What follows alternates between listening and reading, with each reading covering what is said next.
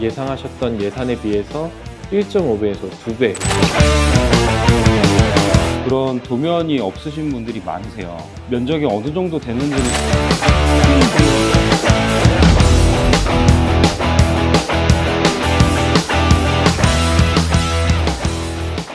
안녕하십니까, 화승 S&I 정명진 차장. 유희재 과장입니다. 네, 요즘처럼 기온이 낮아지는 동절기가 다가오면 이제 신축 현장이나 아니면 이제 개인 건축물을 가지신 분들의 단열재 관련된 시공 문의가 좀 많아지는데요. 그 중에서 이제 뭐 리모델링 업체나 이제 전문 건설 업체를 통해서 문의하시는 건축주분들 또는 아니면 개인으로 자기 집 건물의 단열을 보강하고 싶으신 분들이 견적 의뢰를 주셨을 때 어떤 점들을 미리 알고서 문의를 주시면 좋을지 한번 이야기를 한번 해보도록 하겠습니다. 먼저 개인 건축주분들 직접 전화 오는 사례를 예를 들면 이제 아무런 정보 없이 전화가 와서 현장으로 직접 와서 이제 방문 견적을 요청하는 경우가 많은데요. 가까운 거리는 저희가 직접 현장에 방문해 가지고 특이사항이 있나 체크도 하고 이제 건축주분들하고 미팅을 하면서 견적을 낼 수는 있지만, 근데 현실적으로 거리가 먼 곳들도 많고 그리고 문의가 많기 때문에 일일이 다 방문 견적을 바로 가서 진행하기는 어려운 점이 있습니다. 그러면은 어떤 점을 알고서 저희한테 문의를 주시면 좀 더 견적이 수월하게 될 수 있는지 오늘은 한번 알아보도록 하겠습니다. 첫째, 시공 의뢰를 하시려는 건축물의 이제 시공 면적에 대한 정보가 있어야 되는데요. 단열재를 시공하시려는 건축물이 이제 도면이 있으면 제일 좋은데, 이제 오래된 건축물에 같은 경우는 그런 도면이 없으신 분들이 많으세요. 면적이 어느 정도 되는지는 그래도 알아야지 저희가 거기다가 이제 시공하시려는 부위의 높이를 뭐 계산을 해가지고 임의라도 이제 면적을 산출해 볼 수 있는데요. 도면이 없으시다 하시면 뭐 건축물 대장이나 아니면 등기부등본 아니면 네이버 지도나 다음 지도 같은 곳에 주소지를 검색을 하시면 연면적 정도는 산출해 볼 수 있습니다. 그리고 다양한 구도로 그 특이사항을 알 수 있는 그런 사진을 찍어서 저희한테 전달을 해 주시는 것도 좋고요. 왜냐면 리모델링 경우에는 이제 옆에 건축물하고 이격거리가 얼마나 떨어져 있는지도 시공이 가능한지 아니면 불가능한지 확인되는 요소가 되고, 그리고 또 부착물들이 많아요. 뭐 에어컨 배관이라든지 전기선, 근생 같은 경우는 간판이 될 수도 있고 여러 가지 변수가 있기 때문에 그런 거를 확인하기 위해서는 사진을 먼저 주시면 그래도 어느 정도 저희가 확인할 수 있습니다.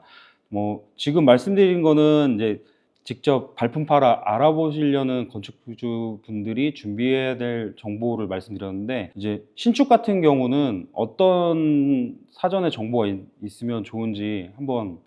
네, 신축 같은 경우에는 크게 준비할 게 없는 게 이미 새롭게 도면을 다 만들었기 때문에 설계 도면이 거의 뭐 완벽하다고 볼 수 있습니다. 그러다 보니까 인면도 정보라던가 아니면 뭐 단면도 그리고 평면도까지 잘 되어 있기 때문에 크게 중요한 건 없습니다. 단지 이제 리모델링 같은 경우에서는 앞서 말씀하신 대로 저희가 도면으로도 볼 수 없는 부분들이 많기 때문에 사진을 제공해 주시는 것이 좀 중요할 것 같습니다. 예, 그리고 둘째는 가장 중요한 예산인데요. 이제 개인 건축주 분들과 견적을 진행하다 보면은 처음에는 단순하게 우리 집이 너무 추워서 단열재만 좀 보강하고 싶어요 라고 해서 문의를 많이 주십니다. 근데 단열재만 붙여서 끝나는 게 아니라 단열재를 붙이고 이제 메쉬 미장이란 작업이 끝나고 나면 마감재까지 선택을 해야 되다 보니까 예상했던 비용보다 늘어날 수가 있고요. 그리고 외벽 공사기 때문에 이 작업을 하려면 시스템 비계 같은 가설재도 설치가 돼야 되고, 그다음에 추후에 발생되는 폐기물 비용까지 생각을 하셔야 됩니다. 아무래도 이제 예산이라는 거는 저스트하게 잡는 경우들이 많이 계신데 실제로 공사를 하다 보면은 미처 생각하지 못한 변수들이 굉장히 많이 나오게 됩니다. 그러다 보면은 예상하셨던 예산에 비해서 1.5배에서 2배 뭐 이 정도는 아마 기본으로 더 많이 들어가는 것 같아요. 그래서 그런 부분들까지 좀 여유 있게 계산을 하고 시작하시면서 그 안에서 좀 줄여나가는 방법을 선택하시는 게 오히려 좀 현명한 방법이라고 생각합니다. 예, 그리고 셋째, 단열재 종류와 두께를 정하셔야 되는데요. 단열재 선택에 앞서 리모델링 전에 이제 해당 건축물이 허가 또는 신고 대상인지 파악을 하셔야 됩니다.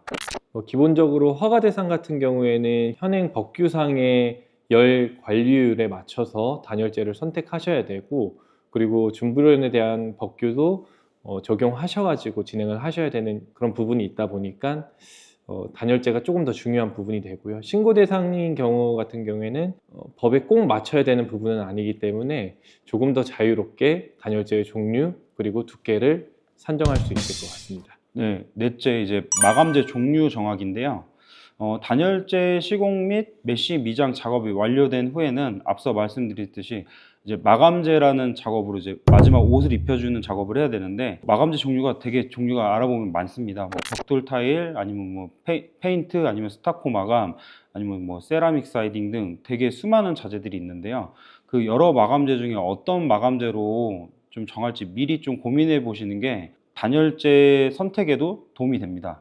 이 밖에도 스타코 마감 시공 시 뭐 코너비드라든지 아니면 물금기 비드, 네오염 방지 코팅제 작업 등 다양한 선택 옵션들도 있습니다. 아무래도 이런 부분들은 예산 부분과 관련이 있는 부분이기 때문에 이제 어디까지 내 집에 조금 더 보강을 할지 한 번 더 고민을 해보시고 진행을 하시는 게 좋을 것 같습니다. 네, 그리고 뭐 추가적으로 좀 더 말씀을 해드리자면, 이제 공사 의뢰를 맡기는 경우에 항상 이제 좀 시공 일정이라든지 문제가 발생될 소지가 항상 창호에서 좀 많이 문제가 발생돼요. 그렇죠. 예, 왜냐면 창호 주문을 생각 못 하셨다가 부랴부랴 나 창호도 바꿀 거예요, 뭐 이렇게 하시는 경우 창호가 이제 주문이 들어가고 설치되는 시간이 또 걸립니다. 그리고 창호가 설치되더라도 창호 설치된 다음에 기밀 테프나 뭐 방수 텍 같은 걸 이용해서 그 틈 사이를 다 코킹 작업이 어느 정도 돼야지 저희가 단열재 작업을 할 수가 있거든요. 맞습니다. 그런 부분을 고려하지 않으셨다가